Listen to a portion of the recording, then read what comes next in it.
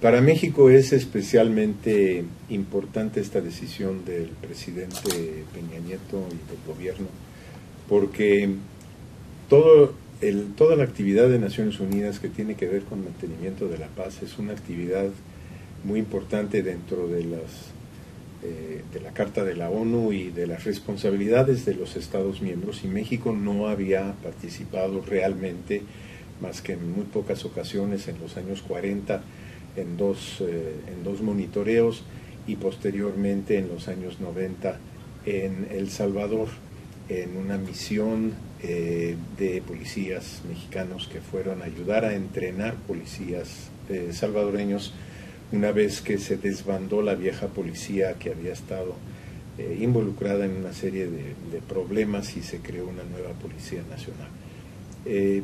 Las operaciones de mantenimiento de la paz, en ellas participan más de 100 miembros de Naciones Unidas, y es una parte tan importante de Naciones Unidas, y no solo México no había participado, sino que México pagaba por ello, porque las operaciones de mantenimiento de la paz se financian con contribuciones adicionales al presupuesto de Naciones Unidas, y son contribuciones obligatorias. Entonces estábamos pagando, pero no estábamos ni siquiera aprovechando. Ese es un tema. El otro tema para mí importante es el efecto que esto tiene sobre quienes eventualmente participen. Tomo el ejemplo de El Salvador porque fue uno en el que yo viví. El caso fue que mandamos 112 policías, entonces de la Policía Federal de Caminos, la mayoría de ellos, a El Salvador. Estuvieron ahí, hicieron su trabajo bajo las órdenes de Naciones Unidas para este entrenamiento de un nuevo cuerpo policíaco. Fueron galardonados posteriormente como uno de los mejores contingentes que habían estado en El Salvador, y eso pues obviamente les redituó a ellos también en beneficio. ¿Cuál fue el resultado directo?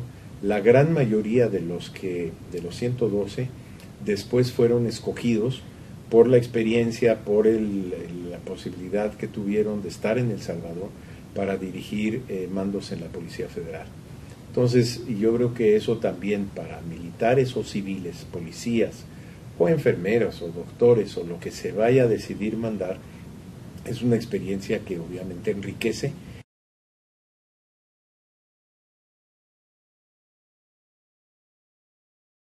Bueno, es un proceso que ha venido trabajándose desde hace mucho tiempo, no es una decisión que se tomó así en el aire ahora.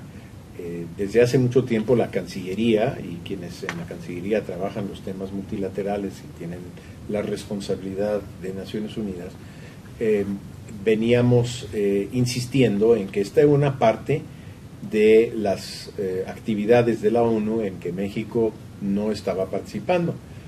Mismo argumento que se dio durante muchos años para que México no participara en el Consejo de Seguridad, siendo el Consejo de Seguridad el órgano más importante de Naciones Unidas desde el punto de vista de las responsabilidades que le da la Carta de preservar la paz y la seguridad internacionales.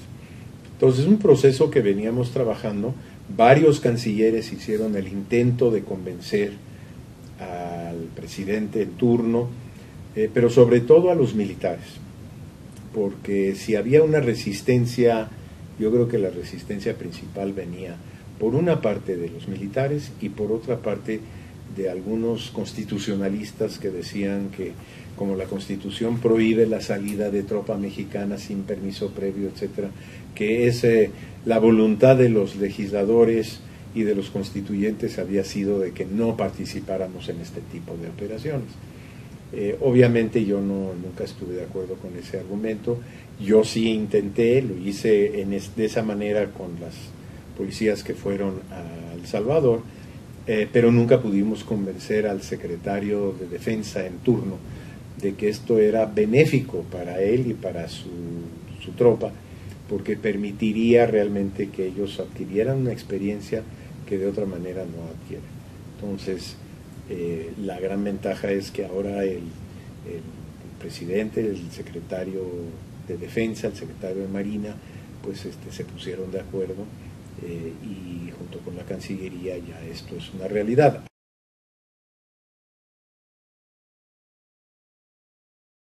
Yo creo que esto no admite, digamos, un patrón siempre igual, porque cada operación es distinta.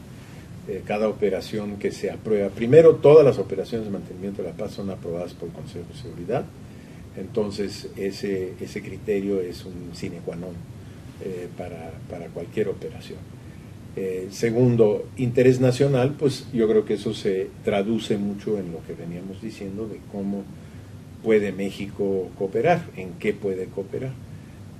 Si en este momento se considera que el interés nacional no es en mandar tropas a operaciones donde hay conflicto vivo, pues ese puede ser uno de los criterios. Otro criterio puede ser, como decía yo, la vecindad geográfica o el idioma.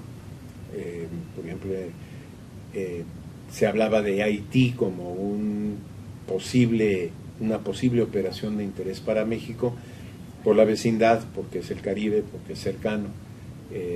Ahora, habría que ver, porque ahí también tiene que entrar qué tipo de trabajo podemos hacer útilmente en Haití.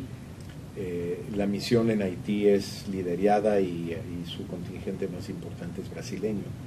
Y yo no sé si ese es el mejor lugar o el mejor momento, pero yo creo que ese análisis se tiene que hacer en cada ocasión que hay, ya sea operaciones existentes o nuevas que se vayan aprobando por el Consejo de Seguridad.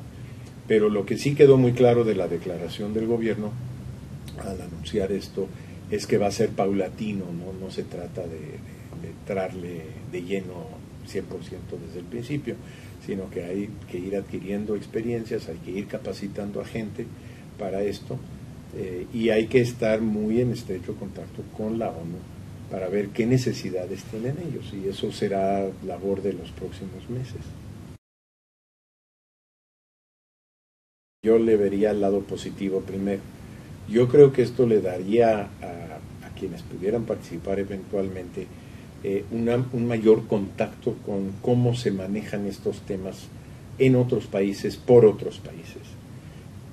Y yo creo que la experiencia que tuvimos, por ejemplo, en El Salvador, donde potencialmente una fuerza policíaca también hubiera podido abusar o hacer cosas, no tuvimos ningún incidente, todo funcionó a la perfección.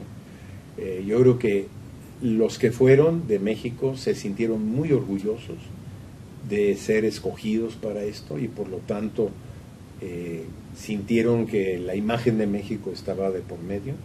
Yo creo que lo mismo pasaría en el caso de elementos del ejército, de la armada, que pudieran estar involucrados, entre otras razones porque pues hay digamos una observación permanente de la ONU sobre lo que hacen sus gentes en estas operaciones, y evidentemente ha habido casos ya muy sonados de enviados para operaciones que pues se han metido en problemas de corrupción o se han metido en problemas de otro tipo, y Naciones Unidas los sanciona y los quita y los sustituye por otros. Pero yo creo que el factor positivo es que le da, uno, experiencia, dos, orgullo para ser representantes de México.